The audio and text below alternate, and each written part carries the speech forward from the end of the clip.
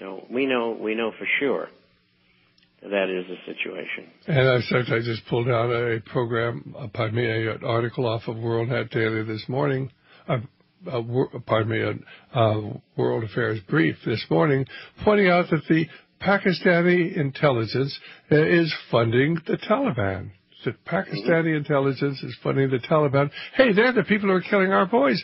Well, Pakistani intelligence is funded by the Pakistani government that we're financing. Oh, doesn't that mean that we're funding the people who are funding the people who are killing our boys? Just like it was in Vietnam. It's like deja vu all over again. And where is the outcry from the American people? Well, as long as it's not our son, I guess, our daughter, I guess we really don't care, do we? Well, Bob, certainly, what's going to happen as far as the economy is concerned? They keep telling us things are going to get better, that certainly there's exports a little bit better, that production's a little bit better. Is that really true? Is there really some increase in production, new businesses opening up? Yeah, there has been, and a good part of it is an increase in inventory, which is not an ongoing thing normally. And so I think that's been fulfilled, and I think we'll see a 0 to 2% GDP gain for the second quarter, and then in the third quarter, and these are official figures, of course, the third quarter will be even, 0, if you may, and the fourth quarter will be -2, and it may be even worse than that. The only thing that can save the economy now is an infusion of somewhere around $2 trillion again in order to keep it going sideways and have a few good quarters. And I think that's what they'll do. And I think that's one of the reasons that they brought M3 down, which is no longer published, from 18% to a -5.9%. Now they can load it back up again. And they can also go in the repo market, crank that up again, and they can also continue to make $500 billion to $1 trillion in swaps, and it just goes on and on.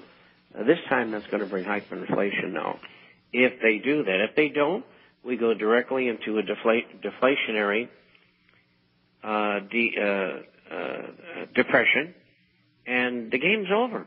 Well, our telephone number is 1-888-24-LIBERTY. 1-888-24-LIBERTY or 464-8295. Our guest is Bob Chapman. We're talking about what's really going on with the economy. And, of course, the difficulty is that certainly any increase in production is all a reflection of the massive stimulus that they put out. I mean, they put out, I think about $800 billion direct stimulus. And then, of course, we had all the stimulus that was put out by the Bush administration. And then, of course, they printed another $1.5 trillion of money. And then there's another $12 trillion.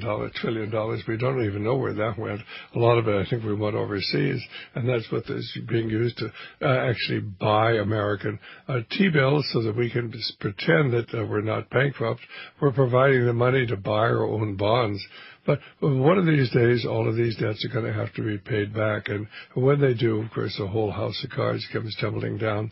But I think they're trying to keep this thing going until they can get the war going over in the Middle East and expand the war with Iran. And then, of course, we'll be so concerned about the tragedy, we won't even notice what's going on here.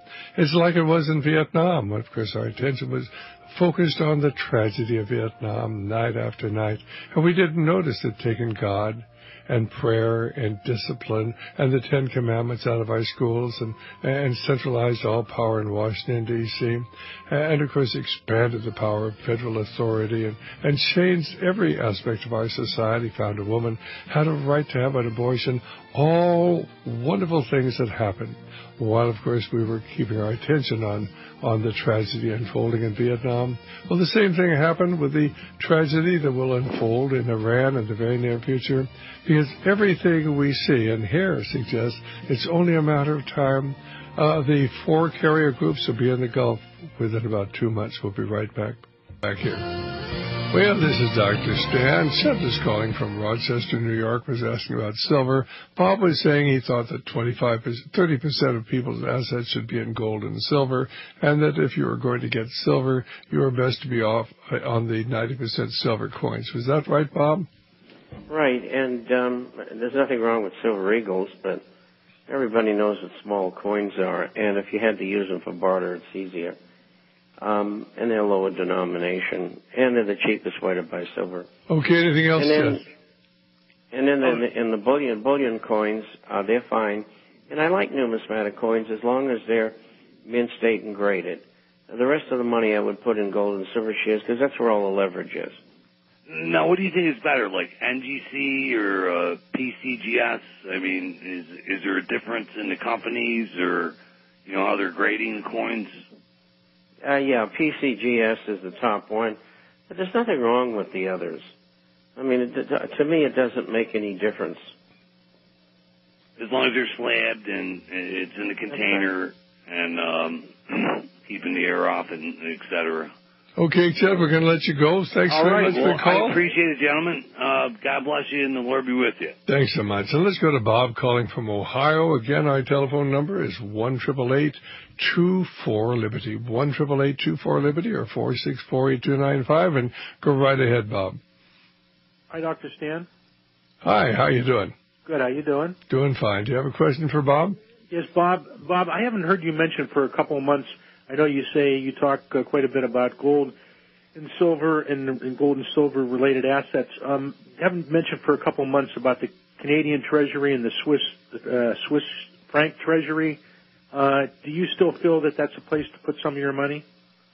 I certainly do for people who have a large amount of money and don't want to be all in on gold and silver coins and shares.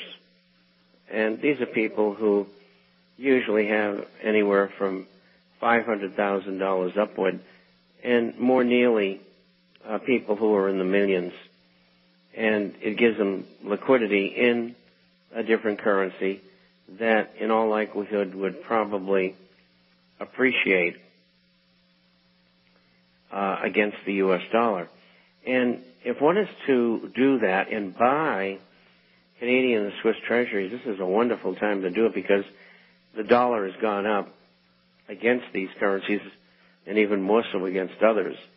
And it's an excellent time if one wanted to commit themselves by moving dollars into Swiss or Canadian treasuries.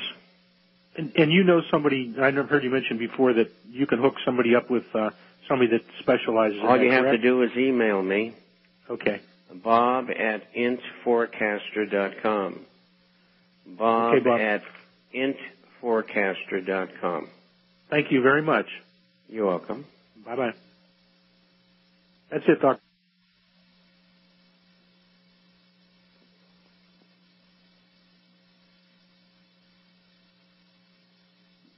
Hello.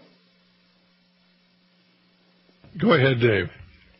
Afternoon. This is Dave in Texas. Was our next in line? Right. Go ahead. How are you doing? Good to talk to you and your guest, Bob Chapman, again.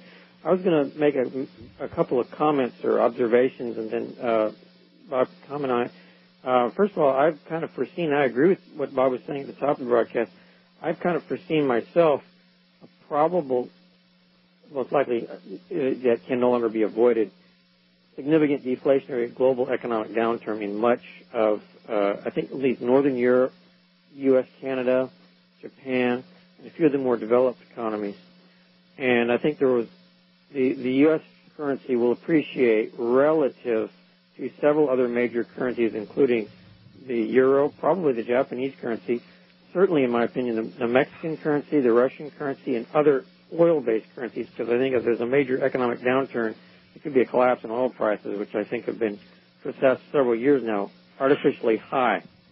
And I think the levels are unsustainable with the economy. I think unfortunately, the good news is our currency will get stronger. The bad news is our exports will be hurt. Well, I would not necessarily think that. How do you feel about it, Bob? Do you think our currency is going to get stronger?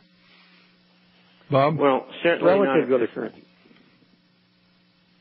Certainly not at this time. It's had a big run.